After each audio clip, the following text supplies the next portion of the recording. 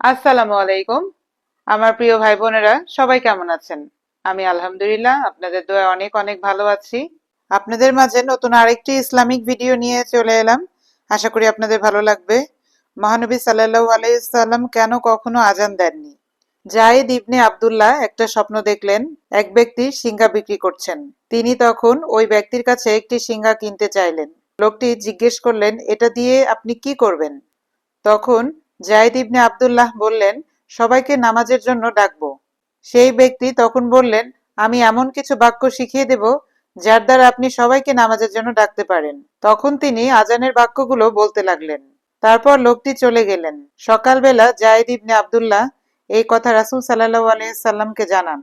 রাসূল সাল্লাল্লাহু আলাইহি সাল্লাম বললেন, বেলালকে ডাকো আর সবাইকে এই বাক্যগুলো দ্বারা আহ্বান করতে বলো।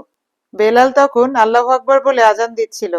তখন সকলের মনে হচ্ছিল আসমান থেকে সুর ধ্বনিত হচ্ছে।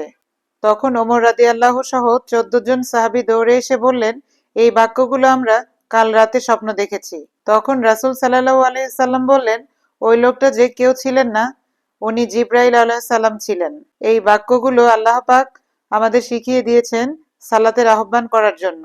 রাসূল সাল্লাল্লাহু আলাইহি সাল্লাম কখনো আজান দেননি কেন? এই বিষয়টি নিয়ে অনেকের মনে প্রশ্ন জাগে। রাসূল সাল্লাল্লাহু আলাইহি সাল্লাম নামাজের জন্য আজান দিতে বলেছেন, কিন্তু তিনি কেন কখনো আজান দেননি? চলেন তাহলে জেনে নেওয়া যাক এর মূল কারণ। একদিন রাসূল সাল্লাল্লাহু আলাইহি সাল্লাম সাহাবীদেরকে বললেন, সবাইকে কিভাবে নামাজের জন্য আহ্বান করা যায়? তখন একজন সাহাবী বললেন, আমরা ঢোল বাজিয়ে সবাইকে নামাজের জন্য ডাকতে পারি। তখনও ঢোল নিষিদ্ধ হয়নি। আর একজন সাহাবী বললেন, আগুন জ্বালিয়ে এটা করতে পারি। মানুষ আগুনের ধোঁয়া দেখে বুঝবে নামাজের জন্য ডাকছে। তারপর অন্য আরেকজন সাহাবী বললেন, সিংহায় ফুৎকার মাধ্যমে সবাইকে ডাকা যায়। রাসূল সাল্লাল্লাহু আলাইহি সাল্লামের কারো পরামর্শ পছন্দ হলো না। তারপর সবাই নিজের বাড়িতে চলে গেলেন। সেদিন রাতেই যায়েদ ইবনে আব্দুল্লাহ এবং ওমর রাদিয়াল্লাহু সহ মোট 14 জন সাহাবী একই স্বপ্ন দেখেন। এবার আসি রাসূল সাল্লাল্লাহু আলাইহি সাল্লাম কখনো আজান দেননি কেন?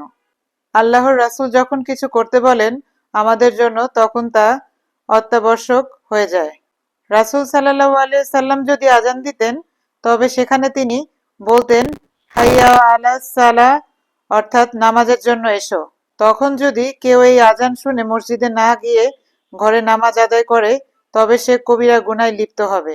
আবার আজানে বলা হয়, আশহাদু আন্না মুহাম্মাদুর রাসূলুল্লাহ, অর্থাৎ আমি সাক্ষ্য দিচ্ছি যে মুহাম্মদ সাল্লাল্লাহু আলাইহি সাল্লাম আল্লাহর রাসূল। এক্ষেত্রে উনি নিজেই নিজের সাক্ষ্য দিবেন কিভাবে? এই সাক্ষ্যদানে হয়তো অনেকেই ভাবত তিনি হয়তো অন্য কোনো রাসূলের কথা বলছেন। রাসূল সাল্লাল্লাহু আলাইহি সাল্লাম নিজের উম্মতের কথা ভেবে আজান দেননি। মুহাদ্দিসগণ বলেন, রাসূল সাল্লাল্লাহু আলাইহি সাল্লাম বলেছেন, ইমাম হলেন দায়িত্ব গ্রহণকারী আর মুয়াজ্জিন হলো সংরক্ষক। এই হাদিস দ্বারা বোঝা যায় ইমাম ও মুয়াজ্জিনের দায়িত্ব ভিন্ন ভিন্ন। যেহেতু রাসূল সাল্লাল্লাহু আলাইহি সাল্লাম ইমামতি করতেন, তাই তিনি আজান দিতেন না। তাছাড়া ইমামতির দায়িত্ব মুসলিম উম্মাহর অভিভাবক হিসেবে তার জন্য নির্ধারিত ছিল। এই কারণে হযরত খোলাফায়ে রাশেদিন রাদিয়াল্লাহু সহ ইসলামের ইতিহাসের শ্রেষ্ঠ মনীষী ও রাষ্ট্রনেতারা আজান দেননি, কিন্তু তারা ইমামতি করেছেন। তবে তারা আজান না দেয়ায় মুয়াজ্জিনের মর্যাদা ও অবস্থানের ব্যাপারে ভুল ধারণার শিকার হওয়ার সুযোগ নেই, কেননা সহিহ হাদিস দ্বারা মুয়াজ্জিনের সম্মান ও মর্যাদা প্রমাণিত।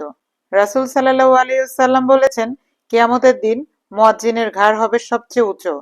সহিহ মুসলিম হাদিস। আল্লাহর সন্তুষ্টি লাভের আশায় মুসলিমগণ দিন-রাত ইবাদত করেন। আপনারা নিশ্চয় জানেন, নামাজ হচ্ছে সর্বোত্তম ইবাদত এবং নামাজ বেহেশতের চাবি। তাই তো মুসলিমগণ সময় মতো 5 ওয়াক্ত নামাজ আদায় করেন। প্রিয় ভাই বোনেরা, আজকের ভিডিওটি আপনাদের কাছে কেমন লেগেছে জানাতে ভুলবেন না। আপনারা সবাই ভালো থাকবেন, সুস্থ থাকবেন। আজ এ পর্যন্তই। আল্লাহ হাফেজ।